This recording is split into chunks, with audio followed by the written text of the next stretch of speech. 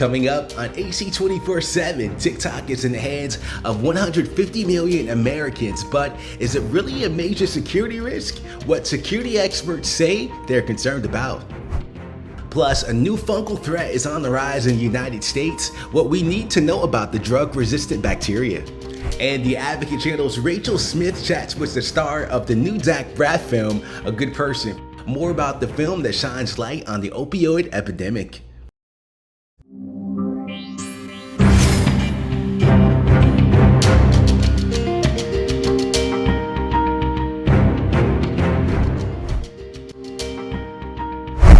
Hey there, welcome to AC 24/7. I'm your host, Lamar Baldwin. China says it will firmly oppose any forced sale of the popular social media app TikTok, but the Biden administration is calling on the app's Chinese owners to sell their share of the company or face a potential U.S. ban. The drama unfolding as the company's CEO testified on Capitol Hill about its ability to keep user data safe. Ivan Rodriguez breaks down the concerns. Many U.S. lawmakers remain convinced the popular app is an urgent threat to national security. The FBI director, the CIA director, the NSA director, the DIA director, the director of national intelligence, all voicing significant concerns about this app in bipartisan fashion. TikTok does appear to collect user data in a similar fashion to American social media companies. While TikTok does not operate in China, its parent company ByteDance is located in Beijing.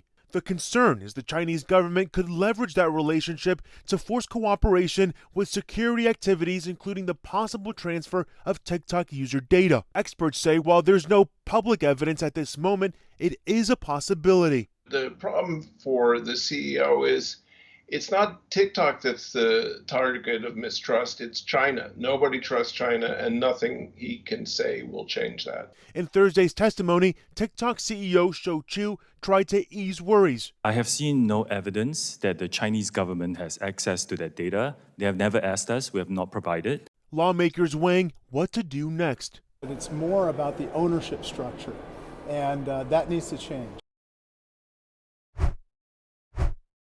A Colorado dentist is accused of poisoning and killing his wife. The arrest affidavit for James Craig reveals he used a search engine on his phone for, quote, ways to kill someone undetected. The Advocate Channel's Emily Schmidt reports. Colorado dentist James Craig appeared before a judge to hear he is formally charged with murder in the death of his wife, Angela. Though recorded sound was not allowed in court, Craig appeared in the past on video for his dental practice. My name is Dr. Jim Craig. He promised a caring manner. My approach to dentistry begins with sincerely listening to the patient. And when his wife Angela became ill earlier this month, hospitalized 3 times, complaining of symptoms like nausea, severe headaches, and dizziness, text records from an arrest affidavit show pages of text between the two expressing concern about her illness. But there was also this text, Angela writing, quote, I feel drugged. James answering, given our history, I know that must be triggering. Just for the record, I didn't drug you. But when 43-year-old Angela died March 15th, police launched an investigation into her husband. On a work computer, they say, Craig had searches like how many grams of pure arsenic will kill a human and is arsenic detectable in autopsy. The arrest affidavit says Craig had placed a $13 order for arsenic metal and later another for potassium cyanide. Potassium cyanide, like other cyanide salts, works by stopping the body's ability to use the oxygen that you've breathed in. Investigators say James Craig put the poison in protein shakes he made for his wife. What she thought would give her strength, they say, was fatal instead. I'm Emily Schmidt reporting. The CDC is warning of an urgent threat from a fungus that is resistant to many drugs. The Advocate Channel's Mandy Gaither has more on what you need to know about the fungal threat. It's called Candida auris, a fungus that can easily spread through healthcare facilities and potentially cause deadly disease. We've only seen it here in the United States since 2016. Since that time, cases have skyrocketed. New CDC data shows there were 53 cases in 2016. That number jumped to nearly 1,500 in 2021. Initially, it was confined mostly to the New York City and Chicago areas. Now it's present in more than half of U.S. states. The problem that we're finding with Candida auris is that it is becoming resistant to the 3 classes of antifungals that we're currently able to treat patients with. The CDC says healthy people don't usually get sick from Candida auris. It's more likely to affect those who have serious medical problems, require long stays in healthcare facilities, people with weakened immune systems, and those getting medical devices into their bodies, like a breathing tube or catheter. Dr. Kristen England with Cleveland Clinic says healthcare facilities should isolate patients with this fungal infection. The general population doesn't need to worry about getting sick from Candida auris, but we all do need to be on high alert as far as making sure that we don't pass this on to other people if we know someone who has Candida auris. For Health Minute, I'm Mandy Gaither. Morgan Freeman and Florence Pugh find an unlikely friendship in the new movie A Good Person. The two are brought together by unresolved grief and opioid addiction. The Advocate Channel's Rachel Smith chatted with the actress Florence Pugh about the film. I have to tell you, in this movie, watching it, I got goosebumps, I got tears all throughout the film. There has not been a movie that's moved me or touched me quite like this in a long time. So thank you so much. Thank you. That's a really wonderful thing to hear. Thank you so much.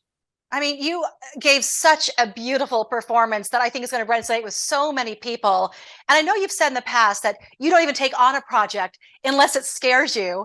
So what was it about this part that specifically scared you the most? It's funny, even though every movie has scared me, there's always a scene that makes me terrified and I have to do it because of it.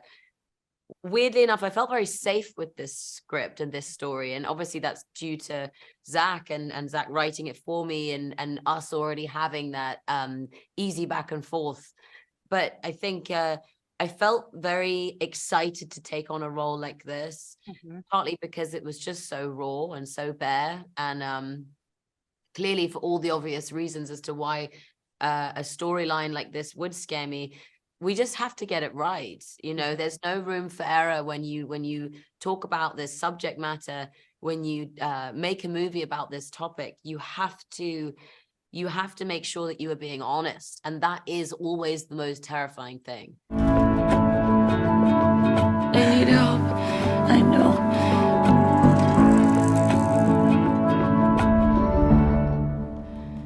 Allison, don't run away now because of me. There are thousands of meetings. I'll find another one. Well, somehow you found your way to this one. Speaking of Zach writing this part for you, what was that? Obviously there's a personal connection. What was the one thing from Florence he could bring into the character that no other writer or director would have been able to?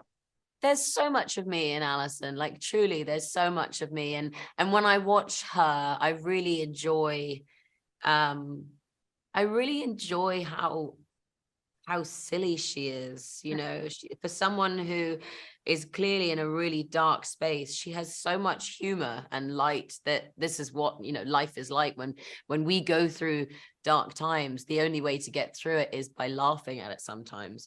And I think that was something that only someone who knew me so well could really allow to breathe into the character.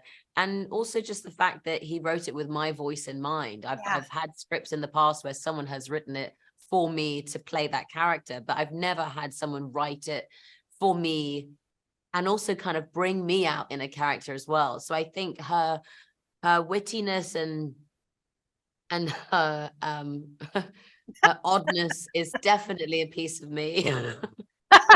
Well, you are such a gift and a treasure, and you and Morgan together are absolute magic. We are out of time, sadly, but I just want to tell you, thank you so much for what you've given us in acting, and this part especially has been just, it's breathtaking.